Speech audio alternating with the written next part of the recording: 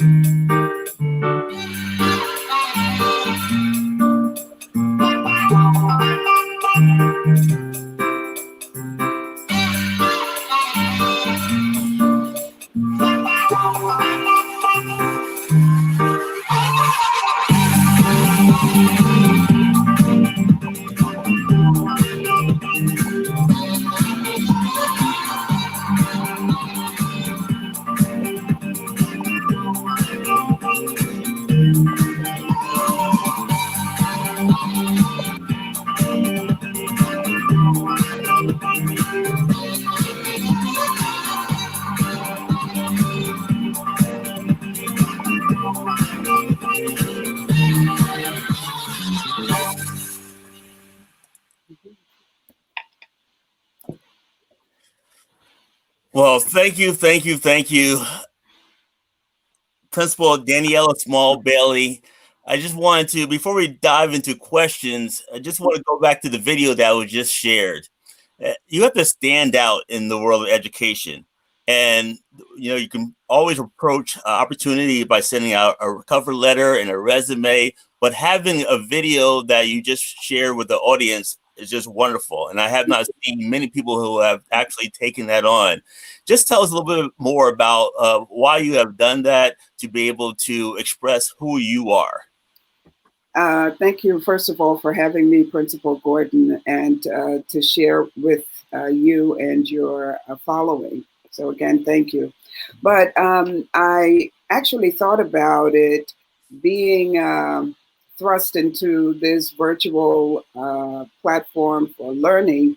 And I thought, what better way to move with the times than to have some sort of virtual introduction, if you will, to folks who I've never met and who might be interested in me presenting or new positions. And as a result, the video was birthed. Very nice. Thank you for, again, sharing that with our audience and giving us ideas about how to stand out in this time. Dr. Howard Gardner is a professor at Harvard University, and he says stories constitute the single most powerful weapon in a leader's arsenal. So just share with the audience, what is your story? Wow, I'm eventually planning to put it into a book.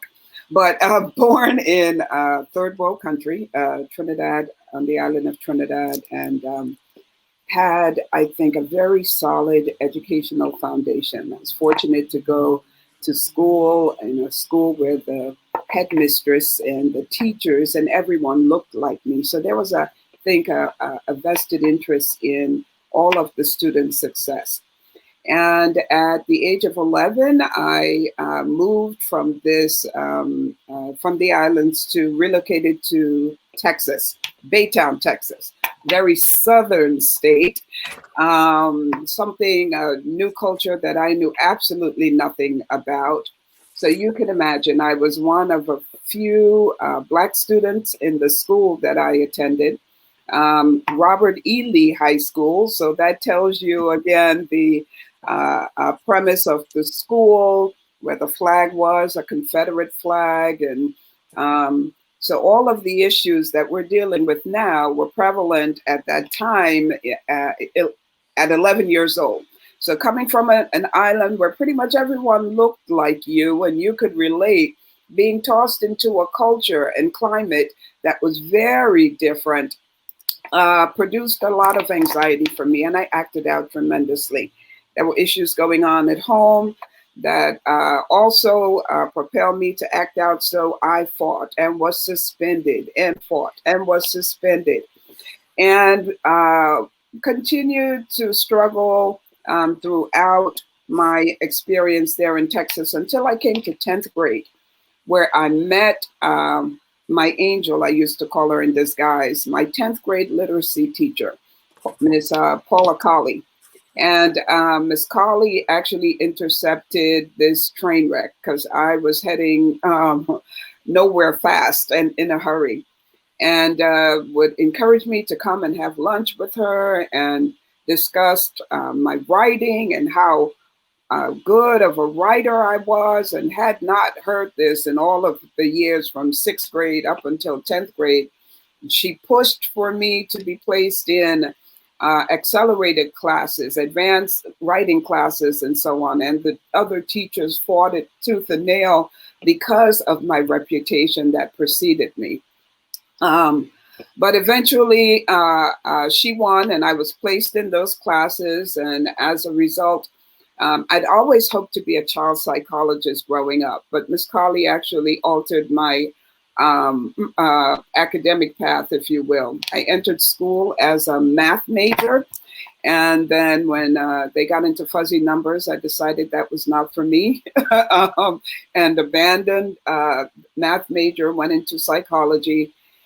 And then eventually, after some time working with emotionally disturbed students, I decided that probably education was the route for me, and then went back, alternate route, got into the educational field, and here I am. That's a very abbreviated version.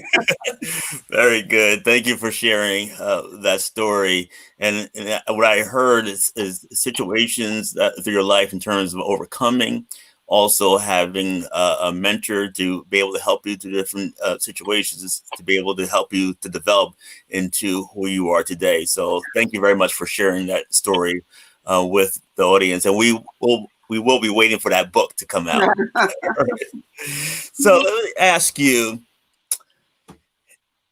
what is the thing that really drives you? What gives you that passion? What wakes you up in the morning?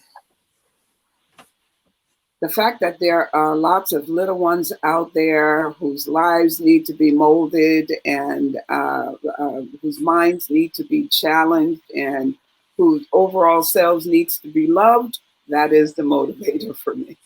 Very good. Yes, there are many children that need to know that someone loves them and is there to support them. So I'm glad to hear that.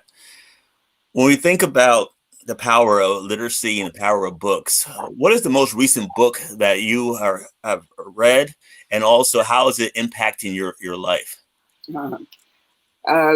Actually, Becoming is the most recent book that I've read. We engaged in a book club, some friends and myself, and boy, definitely powerful.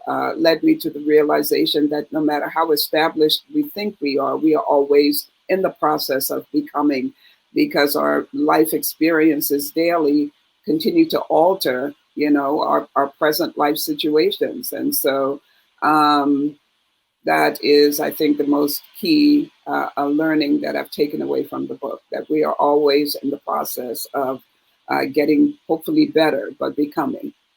Very good. And that whole life of evolution and evolving. And part of that is around people's lives to have a mentor and a coach in your life to help them through that process. So I just want to know, do you have a mentor or a coach in your life? And what has been one thing you have learned from your mentor or coach that has impacted your career?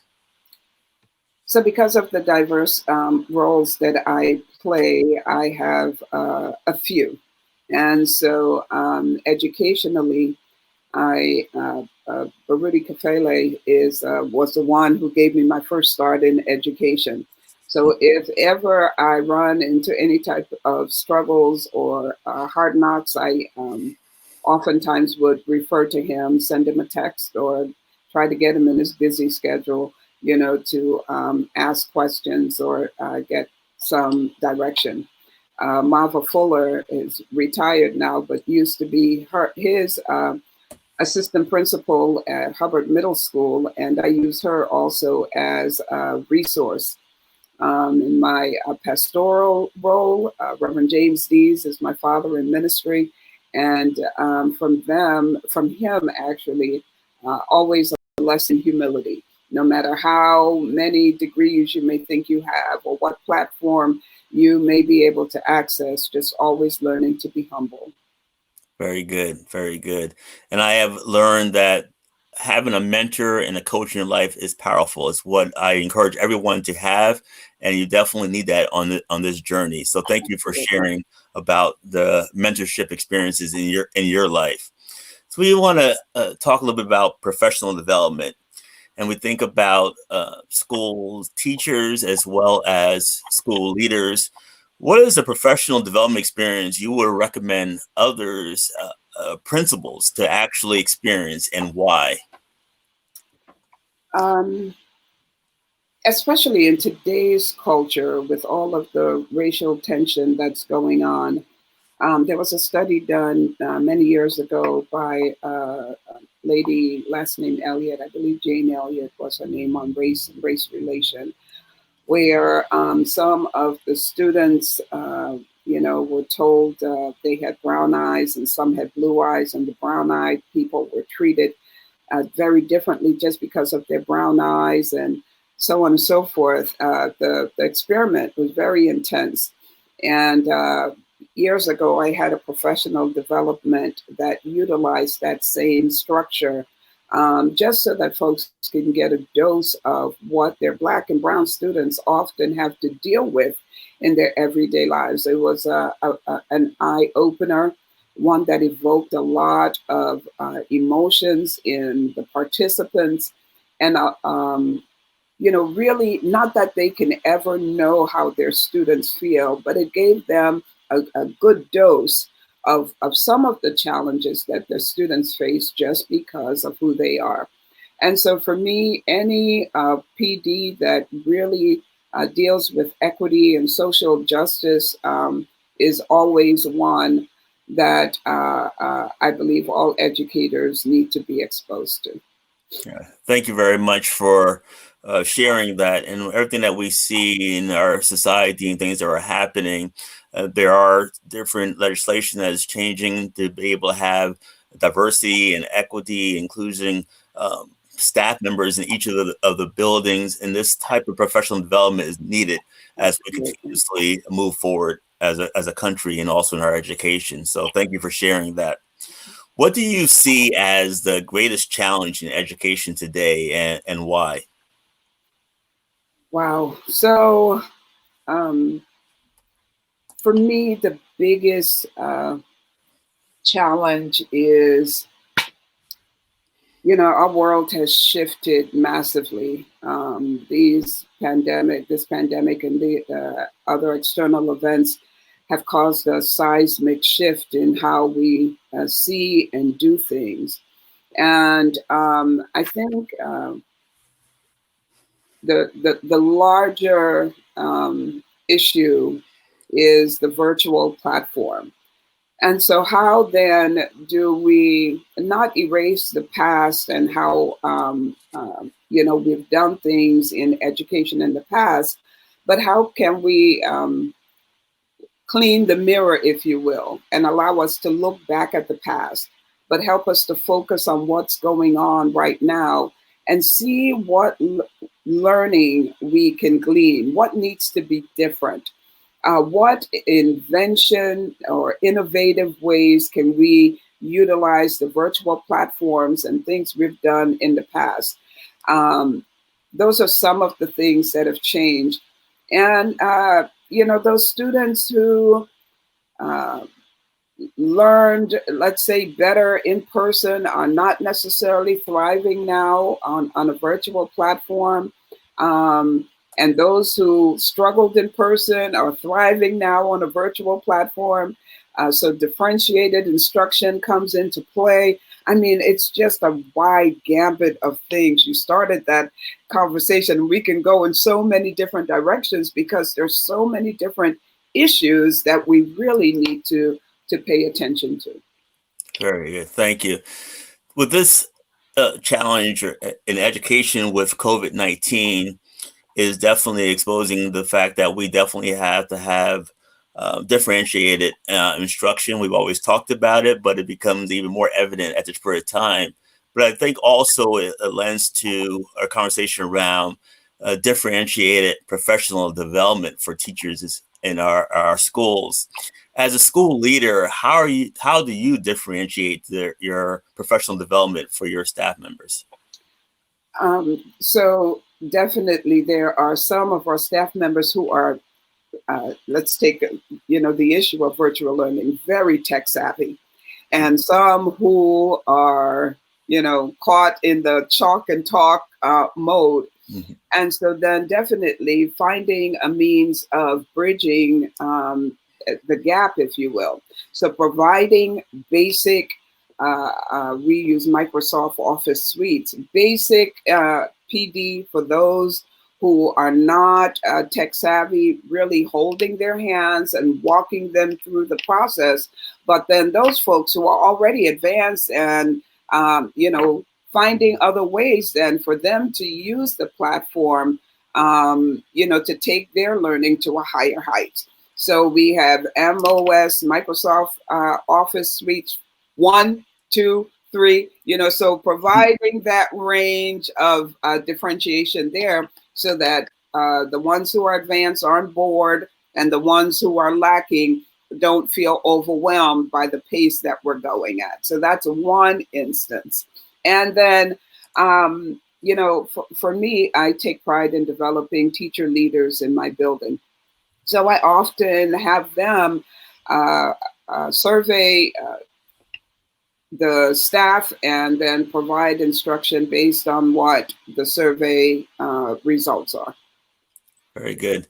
Mm-hmm. And thank you for bringing the point around data to get to, we always think about data in terms of test scores and everything else, but just the data of surveys and interviewing, seeing exactly what your staff needs and also their level based on what you're trying to implement in the building is going to be able to help school leaders to be able to determine what is the appropriate professional development for the individuals within their building. And one thing that could be very frustrating for teachers, staff members, when you're in professional development, it is not effective in benefiting them and moving them to the next level. So thank you very much for sharing that. Yes. So let's talk a little bit more about your experiences, especially when it comes to mentoring young women. Can you just share with the audience how you got into doing that when you were in a school setting, and also what you've gained in terms of the benefit of mentoring young women? So I remember even going back to a little anecdote before I get there, going back to my years in college. I happened to be in a class with an older woman who had decided after her children were grown to go back to school. And there was just something about her, the way she presented herself, the way she made up herself, the way she dressed, that was just drew me to her. And as a result, we connected and she became a mentor, if you will, in certain aspects. And I recognize how much of how I present myself today is attributed to that person, that woman. And so as a result, I, even when I went into teaching, the young students and students who weren't even in my classes would often find themselves attached to me in some way, shape, or form. And so as a result of that, I decided to form these groups for young women, whether it was Judith Stoddard, who is a fellow educator, and myself and some other folks at Heart Complex, when we worked there, putting together shows, for Black History Month and Kwanzaa, and to eventually starting or founding a ministry that would help to foster relationship between mothers and daughters. So I believe the impact of mentorship is very important. We had some students in the alternative school where I started as an educational leader, who I think folks had given up on. And pulling those students together, offering them, all different types of tips, from how to apply basic makeup to putting together, an outfit, in addition to the academic tutorials that they needed. It's just been a winner. And actually those students, now this was years ago, 2011, 20, well, years ago, are now still Facebook friends now, and we continue to be attached even years later. So it's important. Very good. I appreciate you sharing that. And one core thing around mentoring and coaching is about that relationship. And what you have said is that, yes, it's been established back in 2011, but still, even today, 2021, having that still connection through Facebook, social media, and still have those conversations and supporting them even in their adult life is definitely rewarding, I know, for those that you have touched in the past. So thank you for sharing that. Let's talk a little bit about some of the behavioral challenges that school administrators, school leaders, and teachers are seeing in schools today. And just want to hear and be able to share with the audience, what do you believe that should be in place to prepare school leaders, prepare our teachers, and equipping our schools to be able to face some of the behavioral challenges that our students are coming into our buildings with these days? Especially in this time and age of the pandemic, where there's been so much death and devastation, food insecurities, shelter insecurities, all of the issues that are going on, that adds, I think, an additional layer to behavioral challenges that leaders will face. So oftentimes students are acting out because there is some sort of discomfort, either physically, emotionally, mentally, environmentally, whatever the challenge may be. And one thing that I would have leaders, if they've not begin to get into the social emotional aspect of learning and understanding, is to institute the ACEs assessment, if you will, Adverse Childhood Experience Assessment. Because if before, certain cadre, if you will, of students would have never scored not even a 1 on the ACEs assessment, now, just because of the pandemic, I think everyone starts out with a 1. Mm-hmm. And do an assessment of your students. And once you've done an assessment of your students, I really don't believe in punitive measures in terms of handling behavior. Don't put a child out of the classroom unless the behavior is so severe that it disrupts the learning of the other students. But for me, oftentimes you'll find I will go into the classroom. If there's a problem, they know to call me. I'll go into the classroom to try to mitigate the situation. And 8 times out of 10, I can maintain that student in the classroom with some pointers, model for the teacher, some things that could be done, and utilize the principal's office as a means of a reward. And so those students who consistently do the things that they're supposed to get to come and have lunch with the principal, or get to come and bring their work to demonstrate how well they do. And then for helping the teachers recognize that every time they stop to address a negative behavior in the classroom, they reinforce that behavior. And so it's a difficult switch for educators, teachers, and administrators, but look to reinforce the positive.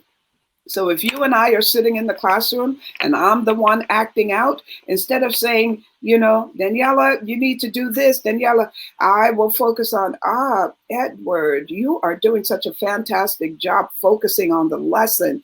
Here is, we call them in our building superstars, which are little tickets that the kids get to write their names on. And at the end of the week, we have drawings, and the winners of the drawing receive small prizes and tokens and so on. And so when I reinforce the positive behavior as much as possible, then hopefully Daniela will try to model the behavior. And any inkling of a positive behavior that Daniela shows, I'm going to reinforce that so I get more of it. So I said a lot, but those are some key aspects, I think, that educators and teachers need to be mindful of in terms of dealing with behavioral issues. Yes. Thank you very much for sharing that. And there's some things that you just mentioned that I definitely want to reinforce. First of all, our students come to school to be in classrooms. Okay, and that's where the learning takes place. Many schools across this country, students are removed from classrooms. You're not learning in a disciplinarian's office or principal's office. And it's important for what you said about that support staff within schools, even the principal, be able to go into the classroom, support the teachers, see exactly what's happening within the classroom in terms of that classroom culture and environment, and the challenges that students are having to be able to support them so that they can remain in the classroom and also get the learning that they need. Another thing that you mentioned is about the principal's office. The one thing that I really wanted to put together in terms of the vision of this weekly broadcast is that the principal's office should not be seen as being negative. Okay, this is where vision happens, ideas. You're working with stakeholders, you're planning good events for the school community and the parents, and this is where teachers should be able to come to share their ideas, and we should be able to talk about the challenges that we're having within in the school and be able to solve problems and strategically plan. And that's really something that we continuously need to change in reference to the principal's office. And it should be a place that is projecting positivity. And the last thing that I want to mention is about that positive reinforcement. Going in the classrooms and throughout the building, as you see students, just reinforcing what the positive things that they're doing. And students, they crave that recognition, that positive reinforcement. And in other environments, things for some students are negative. But is it comforting when you can come to school and you have the school administrator, you have support staff, and the teachers are really being intentional and trying to work to identify what's positive and really bring that out for students to give them that self-confidence and improve their self-image. So thank you very much for sharing those golden nuggets with the audience. In your experience, you have worked with alternative education. And I just want to hear from you, based on your experience and things that you've learned, what do you believe in is an effective alternative educational program? I think oftentimes when folks hear alternative education, there's a negative connotation attached to it. It's usually according, to past stereotypes, those students who are behavioral problems, or those students who, have failed in the traditional classroom settings and so on. But I want us to have a different concept of alternative education, and that is those students who learn alternatively, And so in the past, wood shop and automotive and the home economics, and while there is a time and a place for all of those things in the educational setting, I don't think that should be the ultimate focus. I think the ultimate focus should be each individual student, assessing your students, finding out what their interests are, finding innovative and flexible, improvisational means of educating these students. project-based learning for those students, flexible time to attend school for those students. Because if you think about it, these students have come with a number of tensions, if you will, that are pulling against them, either situations at home where they need to work or need money, situations at home where someone is sick and they don't want to leave the other person, situation at school where they personality wise may not get along with other people, and personal situation, emotional situation where they're fighting. And so all of the finding out what the issues are with those students, and then providing treatment plans, if you will. I'm not speaking about IEPs, but treatment plans that will address the whole educational need of the student. And so when I think of alternative education, for me, it's not what we do every single day. It's going above and beyond, finding ways to support students who need it and to accelerate those students who are already performing ahead of the game. So looking at the entire gambit of our students and not just one particular population. Thank you very much for that information and advice around alternative education, and it's definitely expanding my understanding and also thinking around that area. And one key point you're talking about, that the whole child, really getting to know the individual child in each of your schools and your buildings and what they need to be successful, and that is key. So thank you very much for sharing that with the audience. In your career path, you had an opportunity to be a delegate and ambassador in the other countries through the Geraldine R. Dodge Foundation.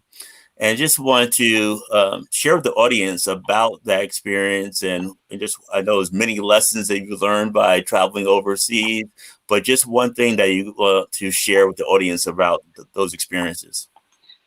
It's been a very rich and rewarding experience. I encourage teachers to utilize platforms like the Dodge Foundation and Bill and Melinda Gates and Donors Choose, and all of those platforms where teachers can get resources that are so desperately needed that your district may not necessarily be able to provide or support. And when I was a classroom teacher, I taught middle school 6th, 7th, and 8th grade mathematics. But I also had a love for languages and wanted to learn, become fluent in Spanish so I can communicate with a lot of my students. And my first grant that I wrote was one that I wanted to be immersed in a foreign country where I could learn Spanish. I got my first grant, and it was just 2 weeks, but I got to spend 2 weeks in Guatemala as a result of writing that grant. And I was hooked up with an organization called Global Foundation that was started by a gentleman by the name of Peter Pelham, who wanted to utilize the world as the classroom for educators. And it has been a rich and rewarding experience. So I connected with them, and I'm still connected with them at this point. Matter of fact, this year we were supposed to meet in Transylvania, but because of the pandemic, or last year rather, it's been pushed back. But one thing that I realize is that no matter what the socioeconomic level is of students, and some of these schools that I am affiliated with in this organization are the most elite schools, King's Academy of Jordan, where the King's children attends that facility, or so being able to sit with the King of Jordan, sit with the President of Macedonia, sit with these folks to talk about education, I realized that a lot of the issues, the underlying issues of students are the same, and one of the remedy is always looking to form positive relationships. It's not always about the academic. One educator reminded us that students don't learn from people that they don't like. And so establishing positive relationships around the world is key also to opening the doors to learning. Very good. Thank you for sharing that. Some more of the work that you do around professional development, and you talked about your experiences traveling overseas, and professional development is really important for all staff members, all school leaders, all aspiring principals.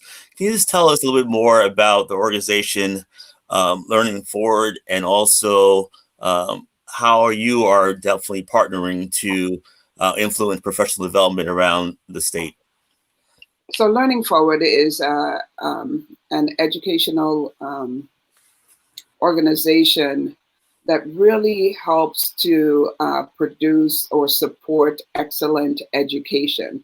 I believe that while some educators are born excellent educators, a lot of them, the majority of them, are made excellent educators.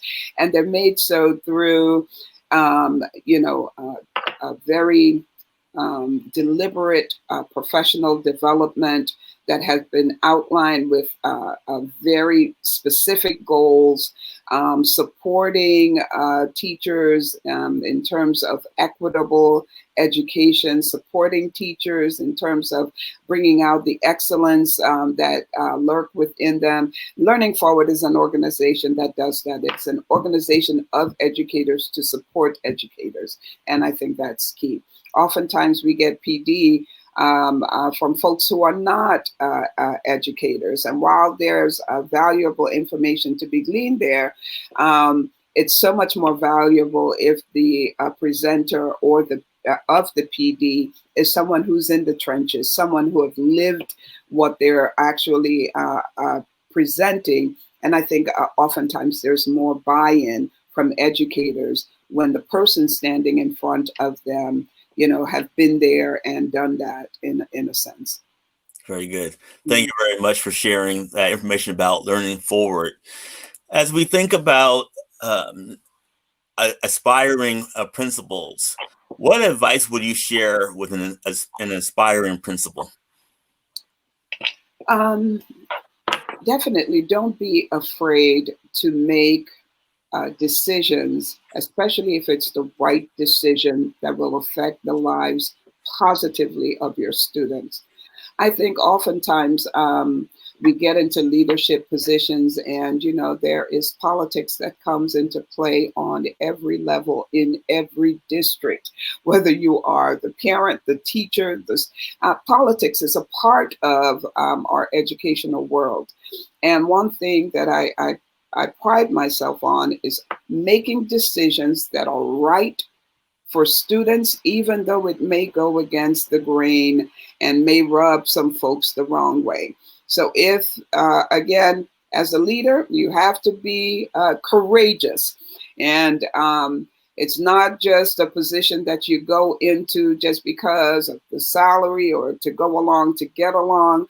You have to believe wholeheartedly about what you're doing and be able to take risk, a professional risk. And I've suffered some of that for years because of decisions that I've made, but they were decisions that were right for students. And so for me, I'm wholeheartedly in this business.